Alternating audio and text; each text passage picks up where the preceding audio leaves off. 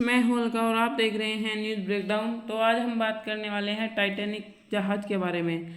जैसा कि हम सब जानते हैं कि आरएमएस टाइटैनिक दुनिया का सबसे बड़ा वाष्प आधारित यात्री जहाज़ था। वह साउथम्पटन इंग्लैंड से अपनी प्रथम यात्रा पर 10 अप्रैल 1912 को रवाना हुआ। 4 दिन की यात्रा के बाद 14 अप्रैल 1912 को वह हिमशिला से टकराकर डूब गया, जिसमें 1517 लोगों की मृत्यु हुई, जो इतिहास की सबसे बड़ी शांतिकाल समुद्री आपदाओं में से एक है। आज भी टाइटैनिक की हिस्ट्री एक मिस्ट्री बनी हुई है, जिसमें यह कहना नामुमकिन है कि क्या वजह रही जिसके कारण टाइटैनिक जहाज़ जो है वो डूब गया और उसमें क्या लापरवाही बरती गई। तो आपको इसमें बताते हैं। ओलंपिक श्रेणी का यात्री liner Titanic white star line के हस्तगत में था। उसका निर्माण बेलफास्ट आयरलैंड के हरलैंड और वोल्फ शिपयार्ड में किया गया था। वह 2223 यात्रियों के साथ न्यूयॉर्क शहर के लिए रवाना हुआ था। यह तथ्य है कि जब जहाज डूबा उस वक्त जहाज पर उस समय के सभी नियमों का पालन करने के बावजूद केवल 1178 लोगों के लिए जीवन रक्षक नौका थी। अब पुरुषों की मृत्यु की असंगत संख्या का मुख्य कारण महिलाओं और बच्चों को पहले प्रधानता देना था। टाइटैनिक के डूबने का मुख्य कारण अत्यधिक गति से चलना था।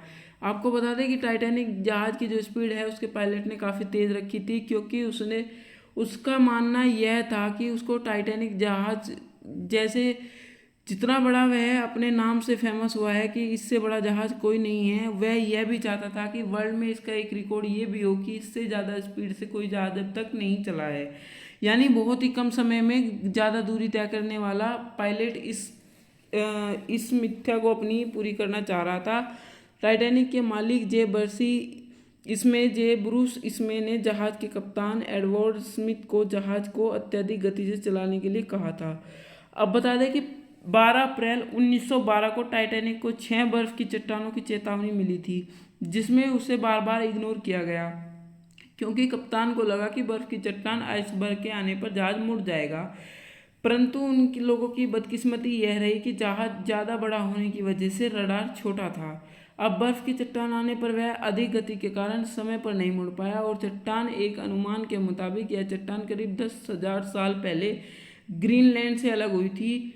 उससे जहाज जाके टकरा गया, जिसमें जहाज के आगे के हिस्से में छेद हो गए और लगभग 11:40 पर वो डूबने लगा। तकरीबन 2:02 पर वो पूरा समुद्र में समा गया था। आपको बता दें कि ये घटना सिर्फ और सिर्फ 4 घंटे में पूरा जहाज तकरीबन नष्ट हो गया। जिस सागर में वह डूबा था उसका जल का तापमान 2 डिग्री सेल्सियस था, जिसमें किसी साधारण इंसान को 20 मिनट से ज़्यादा जिंदा रहना नामुमकिन था। यानी आधे से ज़्यादा लोगों की जो मृत्यु है वो उस पानी में डूबने की वजह से भी हुई है, क्योंकि उस पानी का टेम्परेचर ऐसा इतना ठंडा था कि व्यक्ति उसमें 20 मिनट से ज़्यादा जीवित नहीं रह सकता था। आपको बताया कि टाइटैनिक उस समय सबसे अनुभवी इंजीनियरों के द्वारा डिजाइन किया गया था। इसके निर्माण में उस समय उपलब्ध उस उन्नत तकनीकी का इस्तेमाल किया गया था। यह कई लोगों के लिए बड़ा आघात था कि व्यापक सुरक्षा और सुविधाओं के बावजूद टाइटैनिक डूब गया था। इसमें सबसे बड़ी लापरवाही उस जहाज के पायलट की रही, जिसने इतनी सारी चेतावनी मिलने के बावजूद उनको नज़रअंदाज किया। अगर वह समय रहते उन चीज़ों पर गौर फरमाता तो आज टाइटैनिक जहाज हमारे सामने होता। आपको बताएं, आवेश में आई हुई मीडिया की ओर से टाइटैनिक प्रसिद्धि और आरोपी जहाज के डूबने का उपाख्यान, समुद्री कानूनों को भंग और जहाज के मलबे की खोज ने लोगों की टाइटैनिक में रुचि जगाने में काफ़ी योगदान दिया है। अब आपको बता दें कि इसके निर्माण में कितनी लागत लगी और कितने लोगों ने इसको बनाया और किस कंपनी ने इसको डिज़ाइन किया। तो आपको बताते हैं कि टाइटैनिक का निर्माण बेलफास्ट आयरलैंड के हरलैंड और वोल्फ शिपयार्ड में किया गया था और प्रतिद्वंदी कोनार्ड लाइन के लुस्टनिया और मोटेनिया के साथ प्रतिस्पर्धा के रूप में डिज़ाइन किया गया था। इसके डिज़ाइनरों ने लॉर्ड प्राय और हार्लैंड एंड वोल्फ और डिजाइनरों ने व्हाइट स्टार के संचालक थे नौसेना आर्किटेक्ट थॉमस एंड्रू, जो हरलैंड और वोल्फ के निर्माण प्रबंधक और डिजाइन विभाग के प्रमुख थे। अलेक्जेंडर कर्सेल शिपयार्ड के प्रमुख रचयिता एवं जनरल मैनेजर शामिल थे। अलेक्जेंडर कैरोलाइस की जिम्मेदारियों में साज सजावट उपकरण और सभी सामान्य व्यवस्था, जीवन रक्षक, नौका लटकाने के यंत्र की डिजाइन जैसे कार्यों का समावेश होता था। आरएमएस टाइटैनिक का निर्माण 31 मार्च 1909 को अमेरिकन जेपी मॉर्गन और इंटरनेशनल मैर्केंटाइल मैरीन को की यानी कंपनी की लागत से शुरू हुआ था। टाइटैनिक की पतवार का 31 मई 1911 को जलावतरण किया गया था। उसके अगले वर्ष की यात्रा की तैयारी की जाने लगी। टाइटैनिक की कुल लंबाई 882 फीट और 9 इंच यानी 269.1 मीटर ढलवे की चौड़ाई और 92 फीट यानी 28.0 मीटर भार और 46,328 टन और पानी के स्तर से डेक तक की ऊंचाई 59 फीट 18 मीटर थी। जहाज दो पारस्परिक जुड़े हुए 4 सिलेंडर और स्टीम इंजन और एक कम दबाव वाले परसेंस टरबाइन जो प्रोपेलर को घुमाते थे से सुसज्जित था। अब आपको बता दें कि टाइटैनिक में 29 बॉयलर थे जो 159 कोयला संचालित भट्टियों से जुड़े हुए थे और जो जहाज को 23 समुद्री मील यानी 43 किलोमीटर पर घंटा 26 मेगा एमपीएच की शीर्ष गति प्रदान करते थे। अब आपको ये भी बताते हैं कि 62 फीट 19 मीटर की ऊंचाई की 4 में से केवल 3 फ्यूनल कार्यात्मक थी। चौथी फ्यूनल जो वेंटिलेशन के प्रयोजन में हेतु इस्तेमाल की जाती थी वह जहाज को अधिक प्रभावशाली के रूप में देखने के लिए लगाई गई थी। जहाज की कुल क्षमता यात्रियों को चालक दल के साथ 3,549 थी। अब आपको थोड़ा सा इसकी रूपरेखा के बारे में बता देते हैं। टाइटैनिक की ने विलासिता और बहुतायत में उस सभी प्रतिद्वंदियों को पीछे छोड़ दिया था।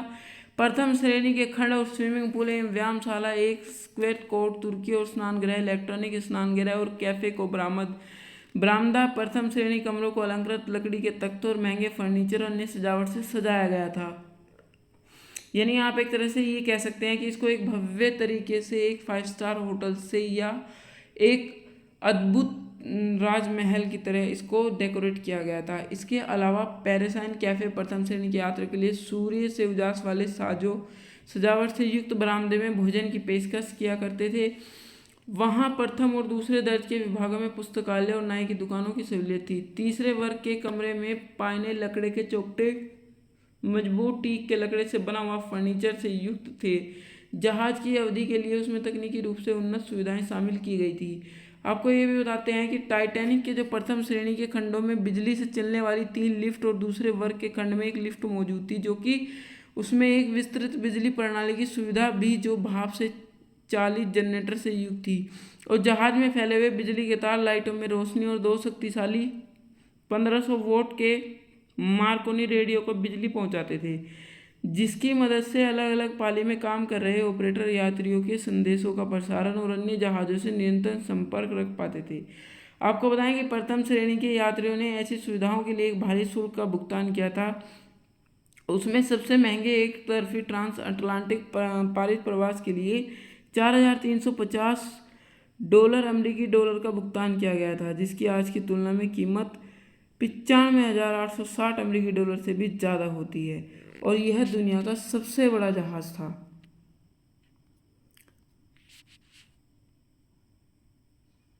कि सभी यात्रियों की 20 सेकंड से भी कम समय में हो गई थी मौत। अब इसको आपको डिटेल में बताते हैं। हम वीडियो को स्टार्ट करते हैं। लापता पनडुब्बी टाइटन के 4 दिन चले तलाश अभियान का एक त्रासदीपूर्ण अंत हुआ। खबरों के साथ में यह पुष्टि की गई कि टाइटैनिक जहाज का मलबा देखने गई पनडुब्बी विनाशकारी विस्फोट हुआ जिसके कारण इसमें सवार सभी 5 यात्रियों की तत्काल मौत हो गई। अधिकारियों ने बताया कि टाइटैनिक के डूबने के स्थल से लगभग 500 मीटर दूर समुद्र तल पर पनडुब्बी के 5 बड़े टुकड़े मिले हैं। इनका मिलना पहले दिए गए इन समाचारों से मेल खाता है कि टाइटन जब पानी में उतरा था उसी दिन अमेरिकी नौसेना को एक विस्फोट जैसा जोरदार धमाका सुनाई दिया था। नौसेना के समुद्र तल सेंसर ने उस क्षेत्र में विस्फोट का पता लगाया था जहां पनडुब्बी को अपने मुख्य पोत के साथ संपर्क टूटना था। उस समय विस्फोटक के बारे में बताया गया था कि यह निर्धारित नहीं था कि विनाशकारी विस्फोटक है क्या। अब आपको बताते हैं कि टाइटैनिक का मलबा इस गहराई पर पड़ा है। हम ऐसा मान सकते हैं कि विस्फोटक उसी दिन हुआ जिस दिन पनडुब्बी पानी में उतरी थी, लेकिन संभवतः उस समय नहीं हुआ। उसका अपने मुख्य पोत से संपर्क टूटा था। लेकिन ऐसा क्यों हुआ? पानी में गहराई पर चलने वाली अधिकतर पनडुब्बियां एक दाब पात्र होता है जो एकल धातु सामग्री से बना होता है। आपको बता दें कि आमतौर पर अपेक्षाकृत कम गहराई लगभग 300 मीटर से कम के लिट स्टील और अधिक गहराई के लिए टाइटेनियम का इस्तेमाल किया जाता है। टाइटेनियम या मोटा स्टील वाला दाब पात्र आमतौर पर गोलाकार होता है और यह 3800 मीटर गहराई तक दबाव झेल सकता है। अब आपको बताते हैं कि टाइटैनिक का मलबा इसी गहराई पर पड़ा है। बहरहाल टाइटन पनडुब्बी इससे अलग थी। इसका दाब पात्र टाइटेनियम और मिश्रित कार्बन फाइबर के मेल से बना था। यह इंजीनियर के नज़र से कुछ हद तक असामान्य है, क्योंकि पानी में गहराई तक जाने के संदर्भ में टाइटेनियम और कार्बन फाइबर काफ़ी भिन्न गुणों वाली सामग्रियां। टाइटेनियम लचीला और वायुमंडलीय दबाव में वापसी के बाद उसके अनुसार ढल जाता है। यह दबाव ढलने के बलों के अनुकूल सिकुड़ भी सकता है और इन बलों के कम होने से फिर फैल सकता है। अब इसमें रोमांचक बात क्या निकल के सामने आती है वो हम आपको बताते हैं कि दूसरी ओर कार्बन फाइबर अधिक कठोर होता है और इसमें एक लचीलापन नहीं होता है। अब हम बात करते हैं कि इसमें केवल अंदाजा ही लगा सकते हैं कि दोनों अलग अलग प्रौद्योगिकियों के मेल से क्या हुआ होगा। अब अनुमान तो हम ये भी लगा सकते हैं कि निश्चित तौर पर इन सामग्रियों में अंतर कई गड़बड़ हुई है। पानी के नीचे दबाव के कारण कोई विस्फोट हुआ होगा, या फिर हम ये भी कह सकते हैं कि सटीकता के डिजाइन से किया गया एक निर्मित पुख्ता जांच परख के बाद तैयार दाब पात्र सभी दिशाओं से पड़ने वाले समय दबाव को झेल सकता है। लेकिन आपको एक इंटरेस्टिंग बात बताते हैं, यह बड़ी दुखद घटना है। इन सभी यात्रियों की 20 मिलीसेकंड का ध्यान से सुनना, 20 मिलीसेकंड से भी कम समय में हो गई थी मौत। ऐसी स्थिति में उपयुक्त सामग्री से निर्मित पनडुब्बी गहराई में आवश्यकता के अनुसार सांस ले सकती है, सिकुड़ और फैल सकती है। टाइटन में विस्फोट करता है कि उसके साथ ऐसा नहीं हुआ। इस विस्फोट के कारण उसमें सवार सभी यात्रियों की 20 मिलीसेकंड से कम समय में मौत